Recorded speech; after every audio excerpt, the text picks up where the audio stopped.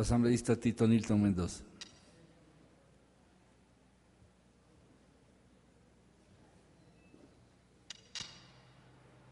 Gracias, señor presidente.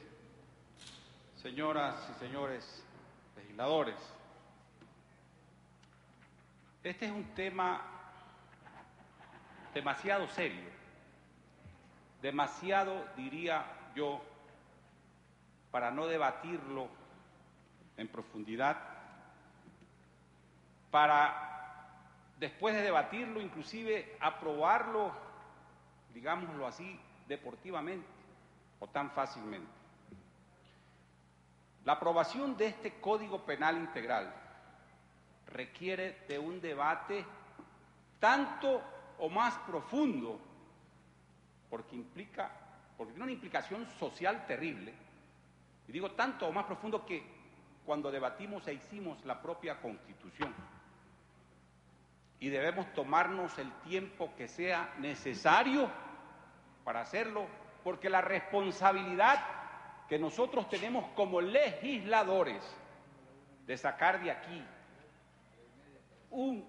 no un código penal integral por sacarlo, sino un verdadero código penal que recoja los principios, los preceptos, los conceptos que nos da la ciencia del derecho penal, porque una cosa es el derecho penal y otra cosa es la ciencia penal. Y aquí tenemos que diferenciar eso, actuar con novelería. Y traigo esto a colación porque he escuchado y le pedí a usted, señor presidente, inclusive intervenir tal vez, cuando ya hayan intervenido la mayoría de mis compañeros legisladores, no solamente para sacar conclusiones de los debates o de las expresiones que aquí hayan expresado, sino también para nutrirme de más conocimientos. Porque yo les digo algo con total sinceridad, hay una diferencia sustancial entre lo que significa hacer el derecho y hacer la ciencia. Hay una diferencia sustancial entre lo que significa ser legislador y ser jurista. Porque el legislador hace la ley, el jurista crea, entre otras cosas, la doctrina. Y entonces nosotros, al hacer la ley, no podemos hacerla en forma novelera.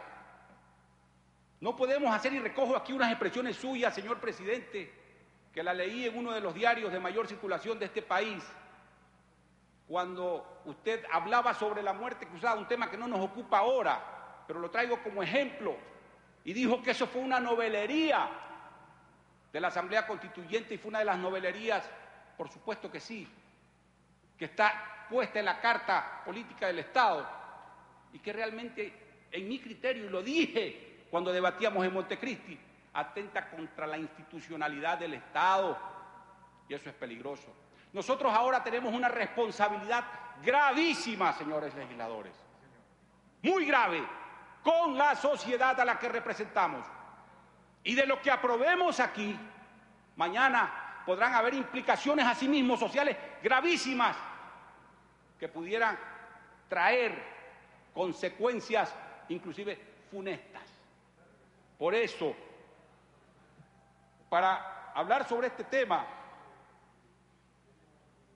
permítanme que les recuerde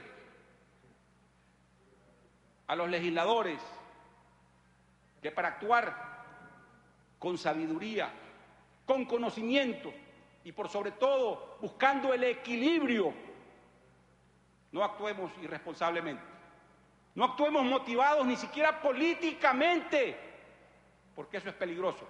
Me preocupa mucho y he leído con detenimiento el informe de minoría, muy bien esbozado y determinado por la asambleísta María Paula Romo. Y en un viaje en el que coincidimos esta mañana, le comentaba sobre el tema, aquello que ella llama, por decir, las infracciones indeterminadas, terrible que se aprueben de esa manera.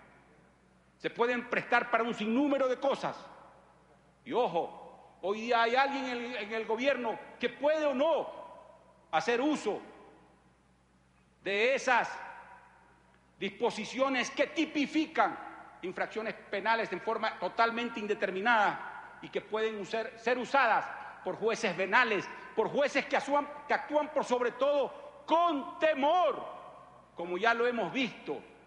Y lo más grave es que no actúen con temor por política o políticamente, que actúen por temor, porque mañana alguien que gobierna este país, bien en unas cosas y tal vez mal en otras, expresa un criterio sobre un juez y ese juez es perseguido y ese juez tiene temor de actuar en derecho cuando debe actuar así y no lo hace por temor. Eso es terrible para la justicia, para la seguridad. No debemos olvidar algo fundamental. ¿Cuál es la misión del derecho penal, de la legislación penal? La misión no es ejercer esa potestad penal que tiene el Estado, esa potestad punitiva. La misión del derecho penal es preservar la paz y la armonía social. No es castigar al delincuente, no es meterlo a la cárcel a quien delinque. Esa no es la misión fundamental, esa es una misión derivada, ese es un objetivo que nace como consecuencia de lo otro. Por eso existe la rehabilitación social de quien ha delinquido o de quien ha cometido una infracción. Por eso, señores legisladores, señoras y señores legisladores, a mí me preocupa sobremanera este tema. Y las puntualizaciones que tenga que hacer respecto, por ejemplo, en este libro primero, de las infracciones, las haré por escrito, pero yo sí he querido traer a colación estas reflexiones para que actuemos responsablemente con la función que desempeñamos, la que es de representar a nuestro pueblo, pero de hacer leyes que beneficien a esa sociedad y a esos representados. Otro tema que me preocupa, lo que llama María Paula Romo, las infracciones que incitan al populismo, es decir, las que son populares, porque ahora es popular sancionar esto, lo hacemos. Eso no es actuar con responsabilidad. Y yo creo que aquí, por eso somos legisladores, para legislar adecuadamente. No caigamos ni en una ni en otro extremo, porque hacer eso sería actuar con total irresponsabilidad legislativa y mañana, más temprano que tarde, también la sociedad nos pasará factura.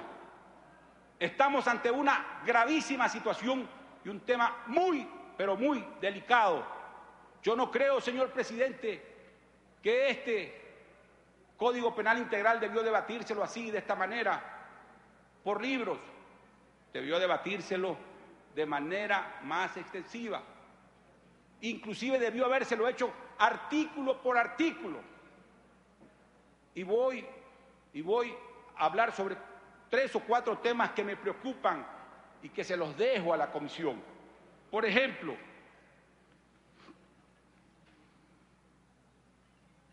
el Código Penal Integral en sus preceptos, porque ¿qué dice la doctrina penal?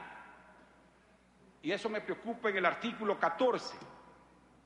La ley penal no puede interpretarse, decía el anterior Código Penal, que debe atenerse a lo que estrictamente expresado en la ley. No puede haber una interpretación extensiva. Aquí, en el artículo 14, se habla de varias figuras que poco las entiendo o trato de entender, pero cuando se refiere a los preceptos constitucionales que están en la Constitución consagrados, en el artículo 77, algunos numerales y siguientes. Le resta un minuto. Por ejemplo, entre otras cosas, señor presidente, se habla del debido proceso, se habla del derecho a la defensa, se habla de la presunción de inocencia, y en algunas tipificaciones penales que hace este nuevo código se hace a la inversa. Prácticamente desaparece la presunción de inocencia y aparece la presunción de responsabilidad o de culpabilidad, lo que es gravísimo. Cuidado con lo que aprobamos, señor presidente. Me preocupa lo que dice, por ejemplo, el artículo 2, Y antes de concluir, señor presidente, porque me he quedado en nada, no he dicho prácticamente nada, me reservo los próximos 5 minutos. Cuando hablamos de los derechos de la víctima, y como abogado, alguna vez que ejercía, me preocupaba, por ejemplo, el tema que tiene que ver con la acusación particular, los derechos de la víctima. Cuando entre artimañas y leguleyadas y entre contubernios jurídicos procesales que hacían los propios abogados, dejaban en indefensión a la víctima, declarándose, por ejemplo, abandonada la acusación particular, y la víctima prácticamente ya no era parte del proceso. Esos son principios que deben consagrarse de mejor manera en este Código Penal. Y un último tema, revisando, no encuentro claramente la figura de la prescripción de la acción. Parece que ha desaparecido. Querría que esto me lo aclare el señor presidente de la comisión, y antes de intervenir inclusive lo busqué, pero no estaba en su curul, porque veo lo que habla de la prescripción como una de las causas de la extinción de la pena, pero hay una diferencia sustancial y los abogados conocemos entre lo que es la prescripción de la acción y la prescripción de la pena. Me reservo, señor presidente, y le pido que me dé los 5 minutos que me corresponden adicionalmente para seguir hablando sobre estos temas. Gracias.